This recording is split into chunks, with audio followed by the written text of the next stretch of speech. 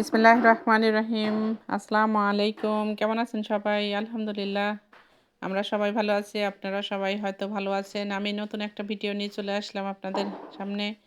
আমি আজকে মাছ ভাজি করব, কই মাছ। এর জন্য পুকুর থেকে মাছ নিয়ে আসছে।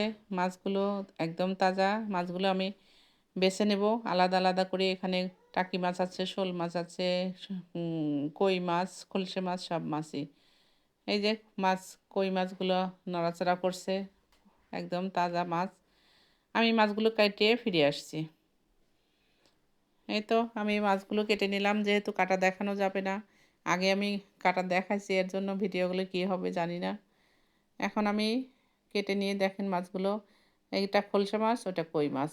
খলসে মাছগুলো এগুলো চচ্চড়ি করলে বেগুন দিয়ে, ডাঁটা এখন নতুন ডাঁটা হয়েছে, ডাঁটা দিয়ে চচ্চড়ি পেঁয়াজ দিয়ে করলে খুবই মজা হয়।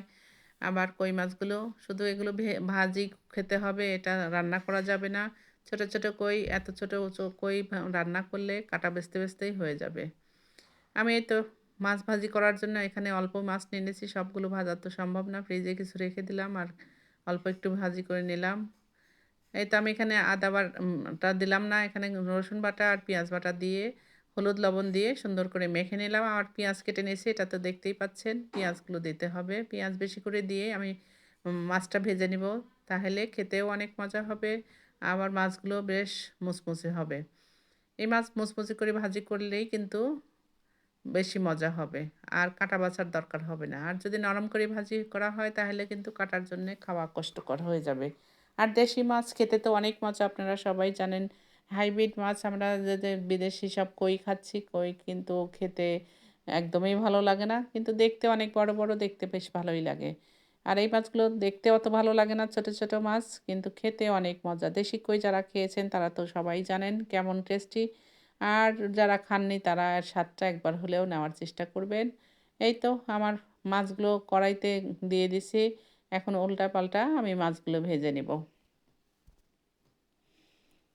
মাছ ভাজা মোটামুটি সবাই জানেন, যারা নতুন তাদের জন্যই আমি ভিডিওটা করার চেষ্টা করি। আমি একদম সব কিছুই খুব সিম্পলভাবে অল্প মশলায় অল্প তেলে রান্না করার চেষ্টা করি, যেন সবাই আমার ভিডিওটা দেখে, যারা মধ্যবিত্ত, নিম্নবিত্ত, ব্যাচেলার, নতুন রাঁধুনি, সবাই যেন এই আমার ভিডিওগুলো দেখে রান্না করতে পারে। আমার মনে হয় সবারই কোনো না কোনো হেল্প হবে আমার ভিডিওগুলো দেখলে। তাই আমার ভিডিওগুলো যদি ভালো লাগে অবশ্যই লাইক কমেন্ট করবেন। লাইক কমেন্ট করলে আমাদের ভিডিও করার উৎসাহটা অনেক বেড়ে যায়। লাইক কমেন্ট যদি না হয় তাহলে কিন্তু আমাদের ভিডিও করার আগ্রহটা একদমই কমে যায়। আপনারা যদি লাইক দিতে ভুলে যান অবশ্যই লাইক দিয়ে কন্টিনিউ করতে থাকেন। ফেসবুক থেকে দেখলে ভিডিওটা যদি ভালো লাগে অবশ্যই ফলো করবেন। ইউটিউব থেকে দেখলে যদি ভিডিওটা ভালো লাগে অবশ্যই সাবস্ক্রাইব করবেন।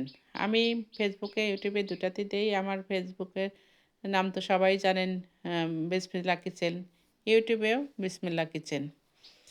আরেকটা আমার ইউটিউব চ্যানেল আছে, সেটা হচ্ছে ফরিদাস কিচেন। তো এই তো আমার মাছ ভাজা মোটামুটি হয়েই এসছে। আমি এখন পেঁয়াজ দিয়ে দিলাম। এটা কিন্তু মাছ ভাজার সাথে সাথে পেঁয়াজ দিয়ে দিলে পেঁয়াজগুলো পড়ে যাবে, মাছ ভাজা হবে না। আর যদি মাছ ভাজা মোটামুটি হয়ে এলে তখনই পেঁয়াজটা দিতে হবে। পেঁয়াজ ভাজতে ভাজতে কিন্তু মাছ কিচ্ছুই হবে না, মাছ পুড়বেও না, কিছুই হবে না, বরং পেঁয়াজটাই পড়ে যাবে। এই জন্য আমাদের পেঁয়াজটা বুঝে সুঝে দিতে হবে। যারা নতুন আমি এই জন্য বলে দিলাম। এই তো দেখেন, ওই পারে কিন্তু মাছ ভাজা কমপ্লিট হয়ে গেছে। তারপরেও কিন্তু মাছ পুড়বে না, পেঁয়াজটাই কালো হয়ে যাবে, মাছ ওরকমই থেকে যাবে। তো এর জন্য একটু বুঝে সুঝে পেঁয়াজগুলো দেবেন।